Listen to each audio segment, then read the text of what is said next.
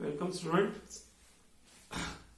ये दक्षिण भारत के भक्ति आंदोलन के प्रमुख संतों के बारे में मैंने आपको बता दिया। अब हम उत्तर भारत में भक्ति आंदोलन को देखेंगे। मैंने आपको पहले भी बताया कि भक्ति आंदोलन की शुरुआत दक्षिण से ही हुई। नयनार और आलावार संतों के नाम प्रमुख रूप से आते हैं।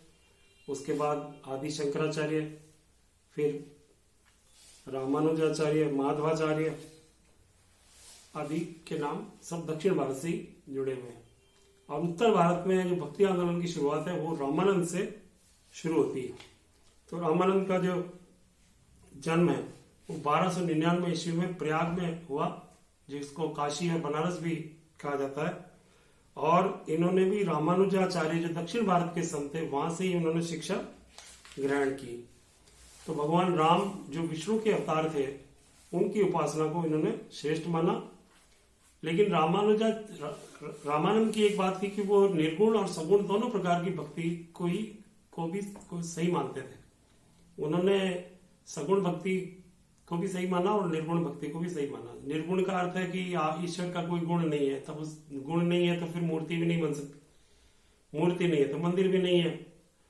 तो एक समरूपता उसमें रहती है। ईश्वर को मनुष्य से परे माना है, उसको उसका चित्रण करना या मूर्ति बनाना उचित ही नहीं है।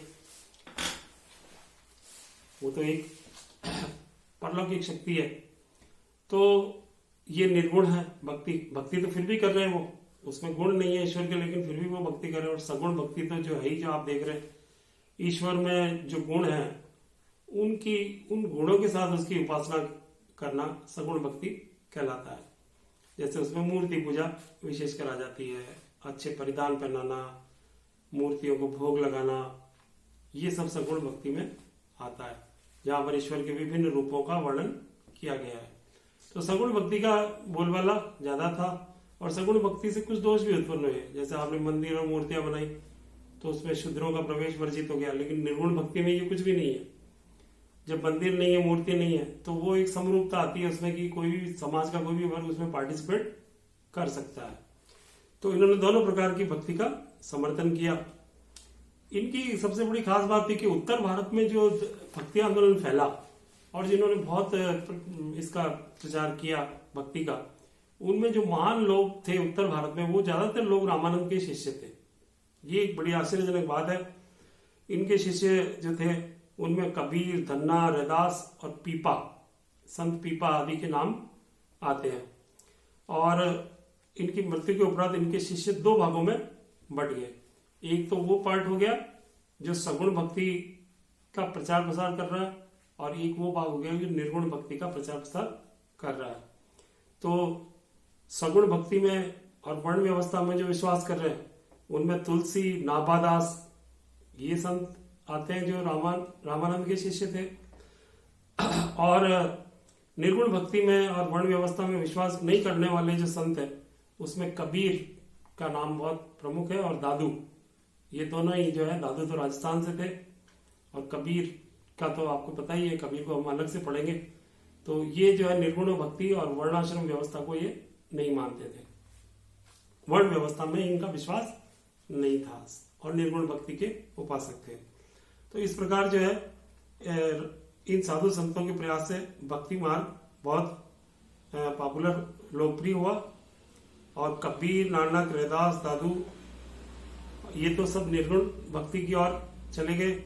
और राम भक्ति और सगुण भक्ति और कृष्ण भक्ति में तुलसीदास, सूरदास जो कृष्ण भक्ति के बहुत बड़े संत थे, तुलसीदास जो राम भक्ति के हैं, जिनको अलग से अपन ने पढ़ा भी है, तो ये जो है रामानंद के सारे शिष्य थे जिन्होंने भक्ति आंदोलन को आगे फैलाया।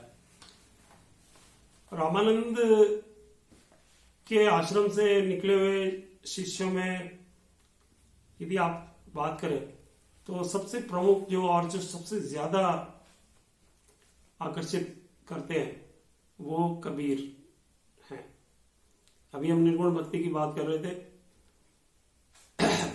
भक्ति आंदोलन केवल भक्ति का प्रचार प्रसार ही नहीं है, इसने बहुत सारे समाज और धर्म में आई बुराइयों पर भी प्रहार किया। ये धर्म के शुद्ध रूप की बात कर रहे हैं, और वापस लोगों को भक्ति की ओर लौटाने की बात कर रहे हैं, तो साथ साथ उसकी बुराइयों को भी दूर करने का प्रयास इसमें किया गया है।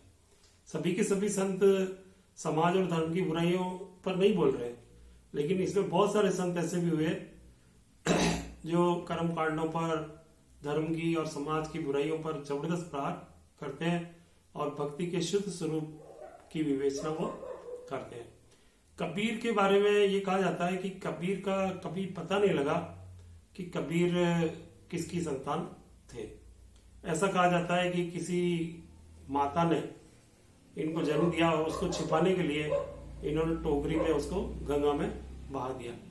जब टोकरी में ये बालक जो है एक जुलाहे को मिला जिसने इनका लालन पालन किया, तो कबीर का ये नहीं पता चला कि वो हिंदू थे या मुस्लिम थे, लेकिन उनका जो लालन पालन है वो एक जुलाहे के यहाँ हुआ जो कि एक मुसलमान था।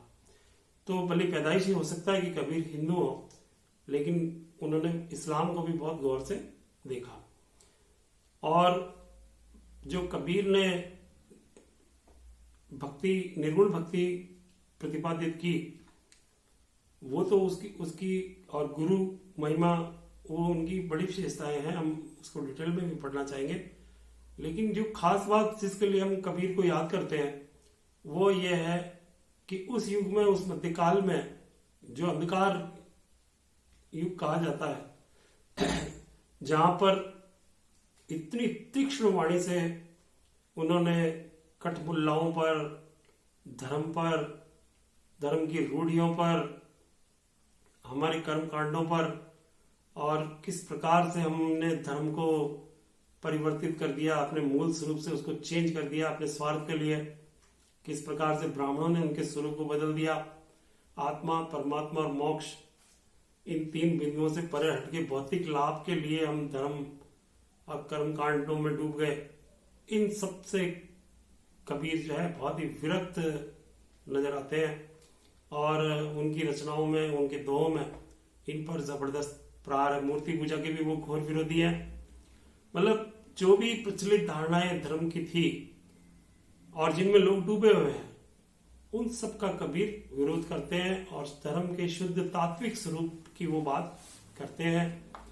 और जैसे अभी मैं बात कर रहा था कि शंकराचार्य ने ब्रह्म सत्यम जगत मिथ्या की बात करी।